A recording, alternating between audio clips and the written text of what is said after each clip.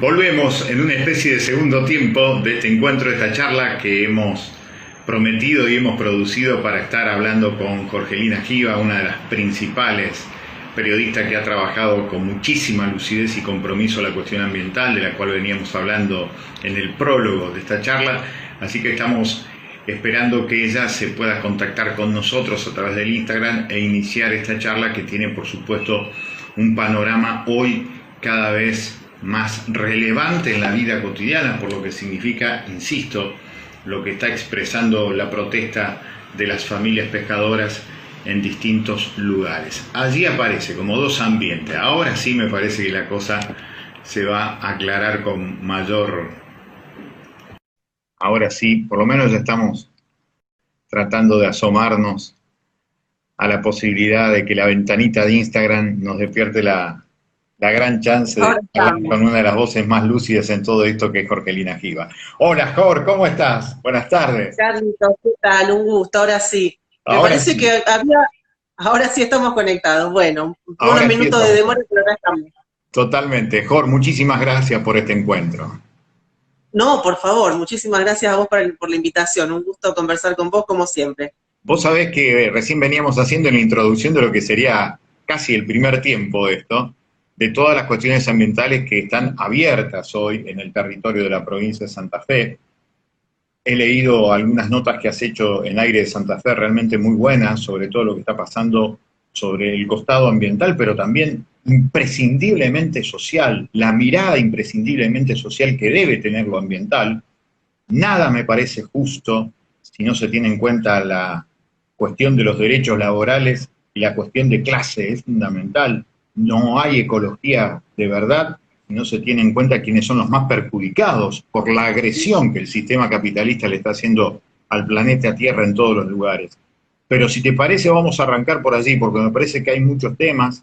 En las últimas horas también apareció una de esas cuestiones de las contaminaciones antiguas que terminan con la vida de chiquitos. Una beba murió en Ceres por haber ingerido agua contaminada en el lugar donde había una fábrica de plomo, allí en el norte profundo de la provincia. Una vez más, esta cuestión de cómo no hay controles para las actividades que se desarrollan dentro de los cascos urbanos. Y hoy me estaban pasando una información que en realidad, con mucha valentía, un comunicado de prensa de la comuna de Alvear, que denuncia que el domingo hubo fumigación aérea sobre Alvear. Algo realmente que está prohibido ya prácticamente en todos los lugares del mundo, salvo en la conservadora provincia de Santa Fe. Con todo este panorama, necesariamente te queremos escuchar a vos, Jorge. ¿Cómo empezarías planteando estos temas que han aparecido desde la cuestión de la veda, la cuestión social, la cuestión ambiental y después todos los temas que te gustaría charlar con nosotros? Muchísimas gracias. Bueno, Carlitos, muchísimas gracias a vos por la introducción. Yo creo que lo primero que me parece está bueno decir es que si después de este año, después de lo que fue 2020, después de la pandemia, después de las quemas, después de la persistente debate por el tema de los agroquímicos en la provincia, la contaminación del humo, todo lo que vimos, si después de este año no nos damos cuenta todos, ¿no? Periodistas, ciudadanos, dirigentes, sobre todo tomadores de decisión, integrantes del Poder Judicial, formadores de opinión, que el tema ambiental no es un tema coyuntural, no es un tema de moda, no es un tema snob, ni es un tema solo de sociedades que han resuelto todos los problemas urgentes. Como vos decías, cuando hablamos de ambiente hablamos de lo social, hablamos de justicia, hablamos de equidad, hablamos de igualdad, hablamos de acceso a los recursos de manera igualitaria y democrática.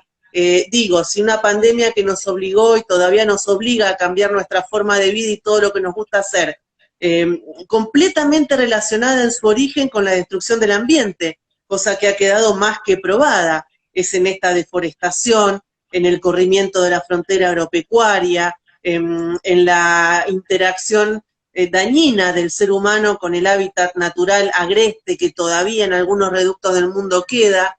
Es en relación a esto que estos virus, que quienes estudian la epidemiología dicen que van a seguir apareciendo, porque son virus que han quedado captivos en su hábitat natural durante un montón de tiempo y nos hemos entrometido realmente en la destrucción de esos hábitats obligándolos a actuar con los humanos. Bueno, creo que si no entendemos que lo ambiental es clave, habrá sido también un año perdido en ese sentido, ¿no?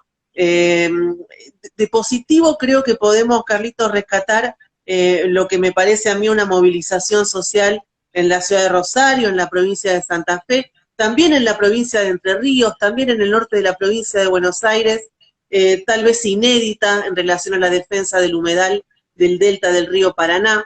Me parece que esto llegó a lo mejor, bueno, con alguna excusa o algún argumento malo, como fue o como siguen siendo. Hoy estuve en el río y se siguen viendo todos los días columnas de humo. Es una cosa realmente de locos, pero digo, sigue siendo un problema hoy también, en el día de hoy. No terminó con el cambio de año, como no terminó nada con el cambio de año simbólico, por supuesto, sino solo cambió el año. Nos hubiera gustado que terminaran algunas cosas, pero no alcanza con dar vuelta al calendario para que las cosas se resuelvan. Me parece rescatable eso, una muy grande movilización social. Yo creo que los medios de comunicación estuvieron a la altura en esta crisis, los rosarinos y los regionales en general, dándole lugar destacado en las agendas al tema con mayor o menor profundidad, mayor o menor cantidad de fuentes, pero digo, me parece de vuelta que es un tema, una agenda que llegó para quedarse. La presión es bien de abajo hacia arriba claramente, es la ciudadanía la que mueve. En el caso de las quemas fueron las organizaciones claramente las que marcaron o comenzaron a marcar el problema allá por marzo, abril del año pasado. Luego vino la política o la alta toma de decisión política y luego la justicia, también con esos tiempos que todavía siguen siendo eternos y con esa oscuridad de un poder al cual todavía prácticamente no se le conoce la cara, ¿no? Sigue siendo también, creo, otra marca de la vida política argentina eso. Así que me parece una primera reflexión, o como para empezar la charla, Carlitos, eso. Me parece que lo ambiental llegó para quedarse. Ojalá no haga falta que el humo entre por nuestras ventanas para que todos entendamos lo que significa tener un ecosistema, un ambiente sano, y entendamos que sin ambiente no hay salud humana, porque el sistema es absolutamente el mismo. Y sin ambiente sano, por supuesto, como vos muy bien introducías, no hay ningún tipo de justicia social a la vista tampoco. Sin dudas. Y en relación directa con esto, uno de esos actores políticos que surge, a mí me parece que hay dos actores políticos maravillosos que surgen como consecuencia de lo que significaba el incendio en los humedales, Jorge. Por un lado, la juventud como sujeto político de producir cambio, lo hemos visto en el movimiento feminista y lo hemos visto en la lucha en defensa del ambiente. Y dentro de ese movimiento juvenil ha aparecido esto de la multisectorial en defensa de los humedales. La multisectorial en defensa de los humedales sacó uno de los documentos más lúcidos que leí en estos últimos días sobre lo que está pasando, sobre la veda que impuso el doctor Carbajo, a quien, dicho sea de paso, no le conozco la cara. Me llama mucho la atención eso, que en medio de todo esto el tipo no ponga la cara. Me llama mucho la atención, me hace mucho ruido. Pero digo, la multisectorial por los humedales sacó un excelente documento diciendo que no se podía escindir, no se podía separar, no se podía dividir lo ambiental de lo social. Así que si te parece, con esa excusa de lo que significa hablar de los humedales, con este sujeto político que ha aparecido, que es la multisectorial de los humedales, y este muy buen documento, a mi entender, de lo que tiene que ver con la cuestión de la veda, nos metemos en este tema que sé que estás trabajando y mucho. ¿Qué te está sucediendo alrededor de este tema? Mira, me parece que tiene de vuelta, como casi todos los temas que han aparecido o sobre los cuales hemos estado leyendo, trabajando a lo largo del año, no son de hoy, ni aparecieron de un momento al otro, ¿no? Todos son fruto de un montón de decisiones que se tomaron o no se tomaron desde hace muchos años. Hace 2 décadas que Santa Fe exporta pescado de río. Vos conocés también muy bien el tema, no hay puertos de fiscalización, no hay precios sostén, no hay ni siquiera un padrón demasiado depurado de un sector que a mí me encanta pensar que es tal vez el oficio muy probablemente más antiguo de la región, más antiguo del litoral, y que sigue siendo un sector completamente pauperizado, informalizado, con pluriempleo, con escaso o nulo acceso a líneas de crédito, sin infraestructura, no hay puertos, no hay un muelle en Rosario ni siquiera, Carlitos, donde los pescadores de la isla puedan hacer su trabajo de manera segura, de manera limpia, de manera ordenada, no tienen dónde desembarcar. En un momento se intentó hacer en cercanías del acuario, pero también quedó a medio camino eso. Entonces, de vuelta, son problemas que arrastramos y a lo mejor alguna virtud de la pandemia fue ponernos frente al espejo, me parece de manera brutal, frente a todo lo que no se hizo, todo lo que el Estado no hizo, porque aquí lo que precisamos, y creo que tanto la multisectorial como otras organizaciones, como la propia de Paraná No Se Toca, que fue una de las que presentó el recurso, pero lo presentó en el mes de marzo. La justicia demoró 7, 8 meses en avanzar con esto. Sí. El En gobierno junio se había provincial, presentado eso. tal cual, el gobierno provincial estaba también enterado desde hacía muchos meses de que esto en algún momento iba a explotar. Sorprendente, no puede ser que esto pase. Tampoco puede ser, por supuesto, yo comparto tu punto de vista, sin poder trabajar después de un año tremendo a un sector de la población que está absolutamente informalizada. Fíjate, hoy en otra nota en Aire de Santa Fe, Carlitos, el vocero de los frigoríficos reconocía que no hay estudios actualizados sobre el estado del recurso. No sabemos nada, no se genera información sistematizada, no hay monitoreos, y sin datos, y en la Argentina es una seria deficiencia que tenemos, los datos, no se pueden generar políticas ni a corto, ni a mediano, ni a largo plazo. Esto pasa con el recurso hictícola del río Paraná, ese es el nombre comercial y económico que se le pone al sábalo, que es la especie que se exporta sobre todo, ¿no? Entonces, sin control, sin datos, sin monitoreo, sin estudios, sin políticas públicas, con un sector absolutamente pauperizado, pobre. ¿Vos conocés pescadores que no sean pobres? Son todos pobres y es una antiquísimo oficio que recorre los 800 kilómetros de costa santafesina. De vuelta, en algún momento iba a explotar. Este año a la pandemia del coronavirus se sumó lo que venimos viendo hace más de un año y medio, de una bajante extraordinaria del río Paraná, que también tensiona el ambiente a límites poco estudiados, pocos conocidos.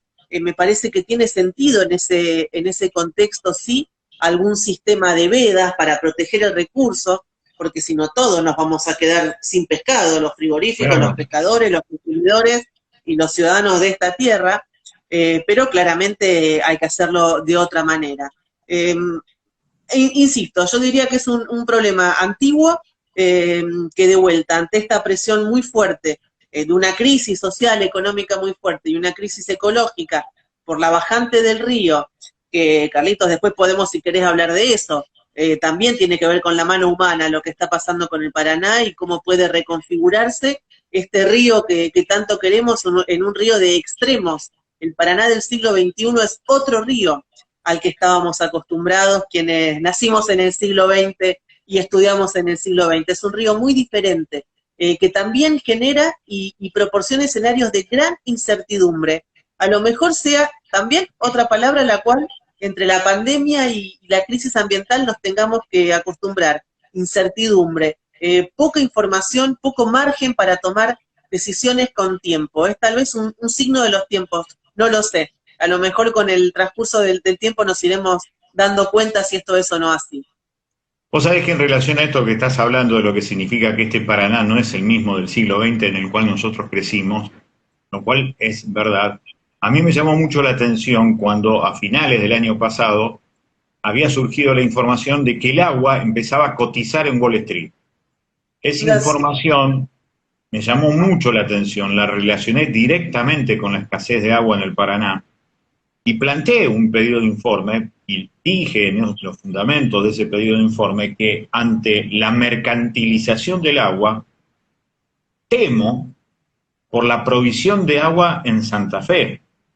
De forma alarmista posiblemente, porque me despertó esa alarma, insisto, que el agua sea convertida en una mercancía, entré a pensar en esto, de cómo el río Paraná del siglo XXI nos plantea por primera vez a quienes vivimos en la provincia de Santa Fe en medio de lo que alguna vez fue uno de los ríos más caudalosos del planeta Tierra, hoy preguntarnos si tenemos reserva de agua, porque de hecho he escuchado hablar con mucha preocupación a funcionarios de la empresa Aguas Santafesinas al respecto. Así que me gustaría mucho que comiences a desarrollar algunas de estas ideas que recién vos me anunciabas sobre lo que significa esto, pensar este Paraná del siglo XXI. Bueno, es un tema interesantísimo y como muy bien vos decís y transmitís, tiene que ver con nuestro cotidiano, tiene que ver ni más ni menos con la provisión de agua dulce. Nada menos. Estamos tal vez, entre comillas, mal acostumbrados a pensar que es eterno. A la abundancia. A la abundancia, que esto nunca se acaba. Bueno, me parece que hay varias cuestiones acá interesantes para transmitir. ¿Qué pasó en los últimos 50, 60 años para que este Paraná sea lo que llaman un río multifragmentado? Bueno, primero represamiento, una cantidad, decenas de represas, sobre todo en la parte alta de la cuenca, Brasil más que nada, centro-sur de Brasil, cosa que termina alterando, lógicamente, los ritmos naturales del río. Más aún que eso, el cambio de uso del suelo, la expansión de la frontera agropecuaria en la zona del sur de Brasil, en Paraguay, que hace 20 años era un país que no hacía prácticamente agricultura de manera intensiva, que hoy lo hace, los niveles de deforestación en Brasil, en Paraguay, en lo que es el Gran Chaco argentino, Formosa, Salta, la provincia del Chaco, Santiago del Estero, toda esa zona de Sudamérica está entre las zonas más deforestadas del mundo en los últimos 10, 15, 20 años. El dragado, el proyecto Hidrovía, que bueno, también estamos hablando mucho y vamos a hablar mucho durante este año porque se renueva en principio la concesión otorgada en el año 1995 a la empresa belga, ahora también con intereses chinos. Mirá cómo habrá cambiado el mundo, que hace 25 años cuando se licitó la hidrovía era impensable pensar que China iba a ser un jugador estratégico primordial en el acceso a los recursos naturales y a la logística en donde los producimos, que es acá, es en América del Sur, en la parte sur de América del Sur. El dragado, el balizamiento, la rectificación de costas, cambia muchísimo el ecosistema y al igual que casi todo, Carlitos, ha sido muy poco estudiado. Escasos o nulos estudios de impacto ambiental. Ni hablar de la ruta Rosario-Victoria, que es realmente un tajo de cemento de 60 kilómetros que atraviesa el predelta, ya casi convirtiéndose en delta, con absolutamente ningún tipo de estudio de impacto ambiental, y hemos visto las consecuencias a lo largo de todo el año, con ganadería, con quemas, con turismo, con agricultura, con pesca industrial, con cazadores furtivos, bueno, el turismo también ejerciendo mucha presión sobre el río, la pesca comercial, la pesca deportiva, toda una serie de cuestiones que se intensificaron muchísimo en las últimas décadas, especialmente desde el año 2000 a esta parte, y especialmente en la primera década de este siglo, ¿no? Acompañado del boom de precios de los commodities agrícolas. Yo también pienso que alguna vez, Carlitos, y te tiro una idea para un libro, ¿por qué no? Estaría bueno ver el año 2008 desde una perspectiva ambiental. ¿Qué significó ese boom, esa soja, $600 para el medio ambiente de toda esta región? Claro, la otra parte del conflicto, decís vos, del conflicto de la 125. La parte que nadie vio y que tal vez no lo vemos ahora, expansión feroz de la frontera agropecuaria, bueno, la ganadería expulsada de las zonas de llanura, de la zona continental, para ir a la isla. A las islas, decimos siempre nosotros. De la pampeanización de la isla, exactamente. El boom en el consumo de agroquímicos, y ahí tenés, ya que hablábamos de que no hay datos oficiales sobre consumo, venta y compra de agroquímicos en la República Argentina, una verdadera locura, dependemos solo de estimaciones de privados. El Estado argentino no sabe o no quiere calibrar o contar cuánta cantidad de agroquímicos se venden por año en la República Argentina. Ahí me parece que tenemos un mosaico complejo, que es lo que presiona, tensiona, tal vez más que nunca, al río Paraná. Y la gente que estudia, expertos en cambio climático, expertos del INA. Mira, te cuento una anécdota que me parece que ilustra esto. Juan Borus, un excelente ingeniero hídrico que trabaja en el INA desde su fundación a mediados de los años 70, me explicaba que están absolutamente desconcertados porque el INA se creó, el ¿El INA Instituto qué es? Nacional del Agua. ¿Qué es la sigla? ¿Qué es INA? Instituto Nacional del Agua. Ah, del agua, bien. Se creó para monitorear las crecientes del río Paraná. No Porque la siempre el bajante. problema Claro. claro, siempre el problema del Paraná fueron las inundaciones, Así la es. creciente.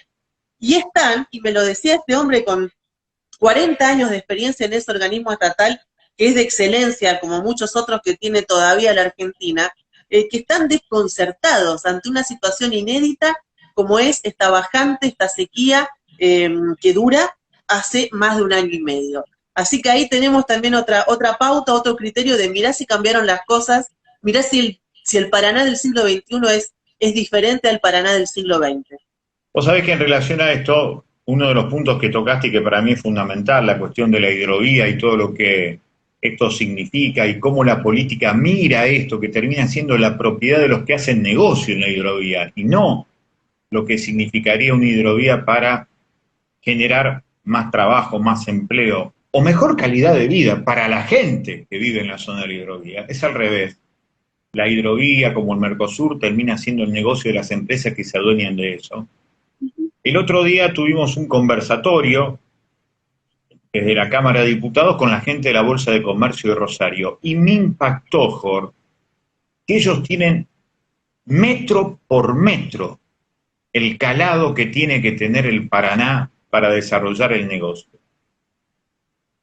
Yo salí de ahí con una idea muy clara y muy contundente. Las organizaciones populares, en este caso desde la política, no tenemos ese nivel de estudio que tiene la Bolsa de Comercio de Rosario. Y eso también marca la diferencia a la hora de pensar quién se hace cargo de la hidrovía y con qué objetivos y para qué se hace cargo de la hidrovía. Nosotros podemos tener buenos deseos, pero no tenemos el estudio, no se ha puesto el dinero suficiente como para que nosotros tengamos por lo menos eso, el saber cómo es metro por metro la evolución del Paraná para generar no solamente negocio, pero sino también lo que significaría el cuidado del ambiente y el respeto por la cuestión social. Me impactó mucho eso. Ellos tenían la información. Todos los demás, de distintos sectores políticos, nada de ese conocimiento técnico tan preciso. Lo quería compartir porque me parece que es también una significativa muestra de cómo no trabajamos en profundidad para defender lo que decimos querer tanto, que es la cuestión popular. Coincido completamente, y sí, la Bolsa de Comercio tiene excelentes técnicos, tiene un gran laboratorio de análisis de granos y cereales, es una institución, bueno, que trabaja con enorme capacidad técnica, no lo dudo, por supuesto en función de sus propios intereses, tal cual claro. vos lo remarcabas muy bien. En todo caso, como también vos decís muy bien, los que tenemos que ponernos mucho más las pilas somos tal vez los otros actores civiles, políticos y sobre todo el Estado, de vuelta, la falta de generación de conocimiento que hay sobre lo local, sobre el medio ambiente local. Me gusta también decir, Carlitos, y compartir con vos y con la gente, que Rosario, la UNR no tiene, y creo que es un déficit todavía de la UNR, una facultad de biología. No se reciben biólogos en Rosario. No es menor. Existe una licenciatura en recursos naturales, pero que depende de la Facultad de Ciencias Agrarias. La Facultad de Ciencias Agrarias tiene una interesante resistencia interna a la visión productivista que primó desde un montón de años a esta parte, pero no deja de ser la Facultad de Ciencias Agrarias. Claro. Digo, una facultad de biología, por ejemplo, para estudiar en este momento los impactos de la quema, sería sin duda lo óptimo, formar biólogos, formar ecólogos, con otra mirada, con mirada diferente de la que puede tener un biotecnólogo, un ingeniero agrónomo, por más que tengan una excelente formación también. Entonces creo que volvemos a lo que conversábamos hace un ratito, ¿no? Me parece que todavía hay un déficit muy grande de generación de conocimiento por lo local, que creo, realmente no me animo a decir, porque no sé cuáles pueden ser las razones, un desconocimiento, un desapego casi tal vez de nuestro propio paisaje, ¿no? De nuestra propia identidad, de lo que significa este río en todo el desarrollo, y vos conocés un montón de historia argentina, no me voy a meter en ese terreno porque seguro meto la pata, pero sabemos que de acá salió la primera exportación de cereal, de trigo, de la República Argentina, salió de aquí, trigo producido en Casilda. Sabemos que Belgrano generó la bandera al lado del río Paraná. San Martín ganó la batalla sobre el río Paraná. Digo, es un vector de nuestra historia, de nuestra identidad. Me parece que a veces quedó instalado solo como paisaje y no como todo lo demás, ¿no? Por eso cuando el presidente Alberto Fernández dijo, yo te voy a compartir otra imagen que me choqueó mucho, así como vos decís lo de la bolsa, cuando vino a presentar el proyecto de la hidrovía a Puerto General San Martín, primero que no se cumplió la hidrovía federal, porque luego cambió sobre la marcha y ya no va a haber participación de las provincias como en ese momento se anunció.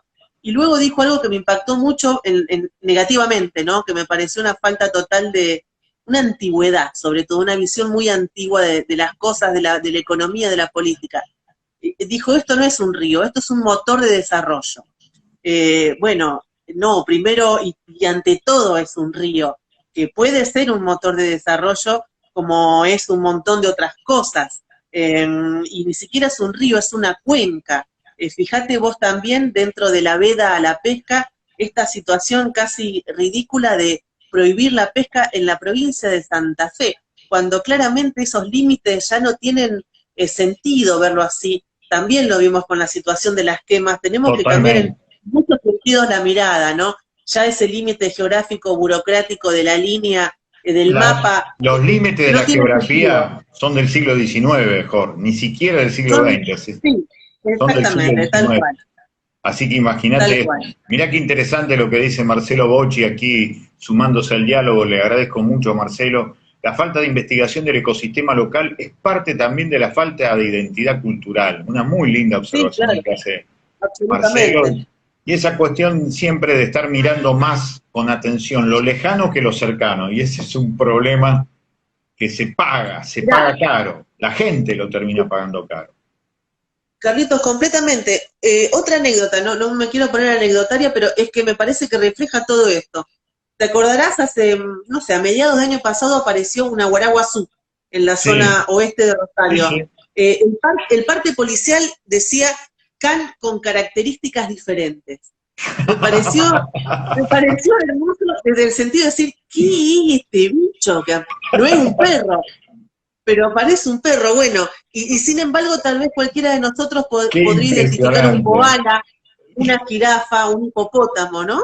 Claro. Lo sentimos como cercanos cuando en realidad tal vez en nuestra vida podamos ver en vivo y en directo un hipopótamo. ¿Cómo fue la definición policial, mejor? Porque realmente es para escribir algo. Sí. ¿Cómo se llama? ¿Cómo le dijo? Lo describieron como un can con características diferentes. Qué bueno. Es muy bueno.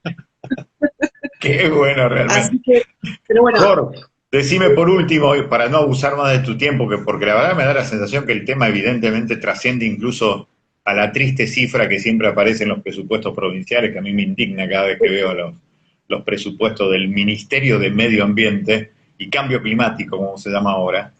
Es una cifra indignante realmente. Pero claramente estamos viendo que esto aparece en la agenda social de primera línea, todo se relaciona con el ambiente. Si tuviera que analizar lo que puede llegar a pasar con la veda, con los pescadores, con el río Paraná, ¿cómo te parece que están funcionando los actores, fundamentalmente los actores políticos del Estado, o los estados, los municipales, los provinciales y el nacional? Porque en esto de la pesca, también lo que hay que decir, que este es un conflicto nacional, porque efectivamente la cuestión del río es una cuestión federal, no es una cuestión solamente provincial. Por eso los pescadores dicen con una lógica absolutamente contundente, nos prohíben a nosotros los santafesinos pescar, pero los entrerrianos ahora están pescando. Es claramente un tema nacional. Y en ese Consejo Nacional de la Pesca es algo que generalmente pasa inadvertido. Me parece que allí también hay que pensar cómo juega la Administración Nacional en todo esto.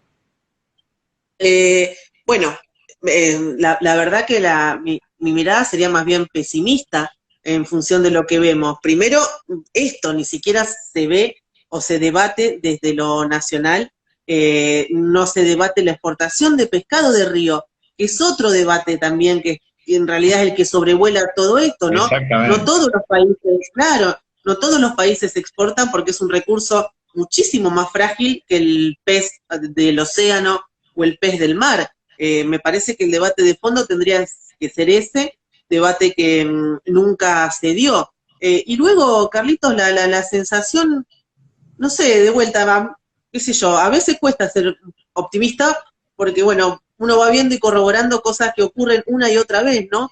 Me parece que el Estado puede, y en la esquema se vio, ser tal vez voluntarista, pero es tan ineficaz que la voluntad queda aplastada por la Claro, ineficacia que tiene. no alcanza con tener buena voluntad. No alcanza y claramente no debería alcanzar porque no podemos solo depender de una buena voluntad esporádica de tal o No, cual y funcionario. se veía a las chicas y a los chicos de la multisectorial de los humedales pasándose los baldes para apagar el incendio. Era Entonces, un gran compromiso, pero era inútil frente a la dimensión claro, de lo que estaba pasando. alguna vez hay que sentarse, hay que pensar, hay que planificar, hay que Planificar, estudiar. exactamente, ese es el drama que tenemos. No es muy marketinero ni muy tribunero decir esto, a lo mejor es piantavotos, pero es lo que hay que hacer. En el año 2008, cuando fue el anterior gran episodio de quemas, los investigadores de la Universidad de San Martín, que tiene un grupo que trabaja y estudia los humedales, tal vez el mejor de la Argentina, ya habían advertido que un episodio así podía volver a pasar, que había que activar un PIECAS, que había que pasar una mirada interjurisdiccional, que los actores se tenían que sentar en una mesa, que había que avanzar con una ley de humedales, que había que hacer un inventario de humedales, y acá estamos. Llegó el 2020, la crisis fue peor que la de 2008, y nada nos permite pensar que no se vuelva a repetir en un futuro cercano o mediano. Entonces, de vuelta, me parece que el Estado argentino lamentablemente sigue haciendo agua desde un montón de lados. La crisis actual de la pesquería me parece que lo muestra. Corremos de atrás en los problemas, vamos con el balde a intentar apagar el fuego en el mejor de los casos, o intentamos que el juez reaccione o que la provincia saque un subsidio de emergencia, pero a ver, el problema de vuelta, a lo mejor la pandemia, a lo mejor la bajante, nos puso frente al espejo esto de manera brutal e inmediata. Somos esto, tenemos estos recursos, los estamos malgastando. Carlitos, se subejecutó el Plan Nacional de Manejo del Fuego en los últimos años, sobre que les asignamos poca plata, ni siquiera la sabemos gastar de manera eficiente. Entonces, de vuelta, creo que es a largo plazo. No es de hoy para mañana, pero en algún momento hay que empezar. Y Hay que bueno, empezar. intentemos que sea lo antes posible. Claro, sin duda. Jor, muchísimas gracias por este contacto, te vamos a seguir leyendo. Hay que meterle a Dos Ambientes, que es un lindo sitio, yo sé que estás trabajando mucho en Aire de Santa Fe, pero metele a Dos Ambientes que siempre viene muy, pero muy bien. También estás Sí, laburando, por lo que vi, para France Pre, para distintos lugares, para Radio Universidad, un lugar que nosotros amamos mucho, estás todos los mediodías. tal Así que cual. felicitaciones por tanto laburo, te lo mereces por la lucidez, por la honestidad. Así que mucha suerte y muchísimas gracias porque te has dejado robar muchísimo tiempo para charlar con nosotros. Muchísimas gracias, Jorge. Por favor, un abrazo grandote, un gusto enorme para mí. Muchísimas gracias, Carlito. Chao, Jorge. Un abrazo. Hemos charlado con Jorgelina Giva, una de las más lúcidas periodistas, trabajadora de prensa en todo lo que tiene que ver con la cuestión ambiental, algo que ya es casi uno de los grandes corazones de la agenda social argentina, santafesina, rosarina. La cuestión ambiental también ha quedado claro con la cuestión de la pandemia, que es uno de los 5 elementos vitales que nos van a quedar como conclusión cuando esto, que está lejos de terminarse, algún día culmine. La cuestión ambiental, cuidar la frágil cápsula espacial que llamamos planeta Tierra. Cada vez está más frágil, cada vez parece más que tiene un plazo fijo, que le ha puesto una fecha de término, una fecha de caducidad, una fecha de vencimiento, le puso el capitalismo a esta cápsula espacial, que además es la que le vamos a dejar a nuestras hijas, a nuestros hijos. No podemos ser tan malos padres en seguir dejándole al capitalismo, a los que concentran la riqueza en pocas manos, destruir nuestra cápsula espacial, nuestra casita cósmica, como es el planeta Tierra. Gente, que la pasen muy pero muy bien. Nos reencontramos mañana, viernes 8 de enero. Mañana hacemos el último diálogo de la semana, la última entrevista de Escuchar Bien para Mirar Mejor, que es con Alejandro Jasinski, un extraordinario investigador de la cuestión de la forestal. Este año, el 29 de enero, se cumplen 100 años de la represión a una de las grandes primeras huelgas de la forestal, y vamos a estar charlando con Alejandro de lo que fue en aquel momento y lo que sigue siendo hoy, todo esto que estamos hablando, los negocios económicos deforestando, destruyendo el ambiente a favor de muy pocos. Mañana, 20:30, Alejandro Jasinski, de la Forestal al Presente, aquí por nuestra página en Instagram. Gracias a toda la gente que ha tenido la amabilidad de sumarse. Hasta mañana.